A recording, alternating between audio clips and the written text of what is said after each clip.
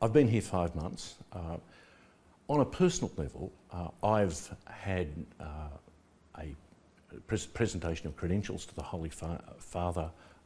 My family came with me, my wife and 5 of our 6 children and our grandchildren.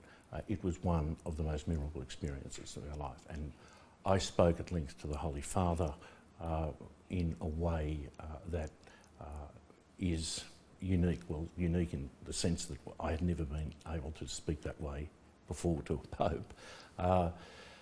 I have found that now this is going to be the centre of the world for the next 6 weeks. There is no doubt that international attention will turn to Rome. The whole series of events that's coming, the conclusion of the Holy Father's, the present Holy Father's pontificate. There will be much outpouring and statements about that. There will be the conclave, but before the conclave, and this is one of the important points that I think many should be thinking about in the media and elsewhere, there is going to be a general reassessment with the cardinals of the success and otherwise of this pontificate as a framework in which there will be an understanding reached as to what the policies may be that are wanted for the future in respect of the Holy See and of the Pope, and that will go much towards the delineation of who would be a suitable candidate to be the next Holy Father.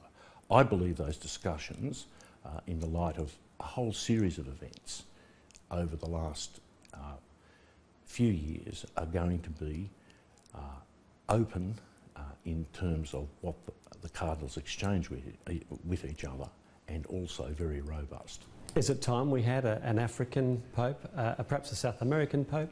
I think it's time that there was a Pope who is as strong and clear in what he would want to do in his pontificate as to where he would lead the Church in terms of evangelisation, as John Paul II and Benedict at their very best. Cardinal Pell?